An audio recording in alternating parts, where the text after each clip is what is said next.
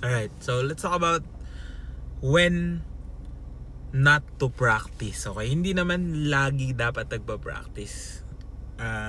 Kasi may mga times na masasayang lang yung oras mo kapag nag-practice ka because of different things. Okay, so pag-uusapan natin to, kailan dapat hindi ka mag-practice. Okay, so a lot of people think na para gumaling ka, kailangan lagi kang nagpa-practice, laging ang sipag-sipag mo, like buong araw mo yun lang yung ginagawa mo, but it's actually very counterintuitive. Hindi ka gagaling dahil sa pinipilit mong makuha yung isang bagay. Sometimes you need time to work for you also. Kailangan ma-digest ng katawan mo yung mga movements before you really get into it. So minsan enough na yun, 3 hours of practice, 2 hours of practice, and as long as mindful yung practice mo. So sabi ng teacher ko before, kung magpa-practice ka ng paloko-loko lang, no, kung hindi mo gagawin yung tinuro ko sa'yo, eksaktong sinasabi ko, wag ka na lang mag-practice.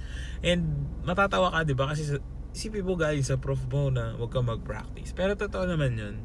No, if you are practicing just for the looks, no, or mai-post ka lang sa Instagram stories mo or dito sa TikTok na nagpa-practice ka, that's not a good way to practice. Practice needs to be intentional, it needs to be planned, and you need to give it enough time for it to work. No? Hindi pwede yung makapag-practice nga tapos ipopost ko ganyan. Hindi naman tinitignan ng teacher mo yung haba ng oras eh. It's about what you accomplish inside the practice room, diba?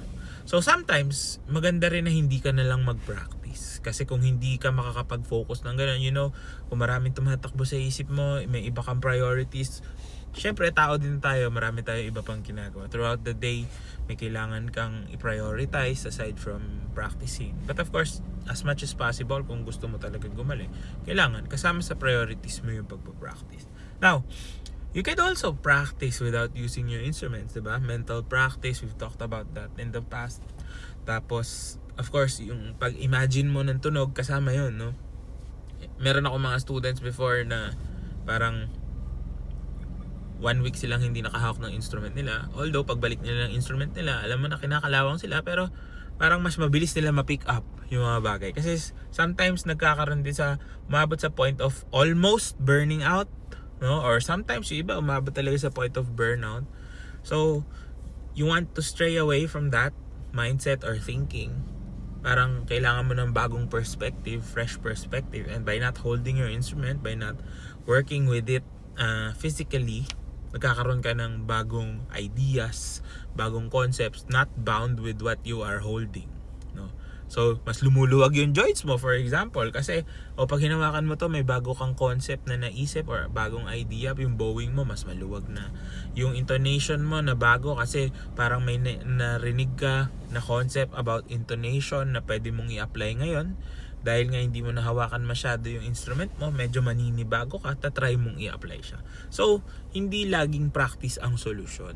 Although, 90% of the time, siguro, practice ang kailangan kapag hindi mo makuha. Pero may point in time wherein if practice doesn't work, maybe you need to step out of that the practice room and try to find ways to inspire you, to motivate you better, or to just, you know, give you the spark that you might need para bumalik ulit yung kailangan mo and makuha mo yung sagot sa mga questions or solutions sa mga problems na na-encounter mo during your practice. So you also have to remember, you have to use your head most of the time, diba? 100% of the time, every time you practice, wag kang magre-rely sa autopilot or muscle memory lang.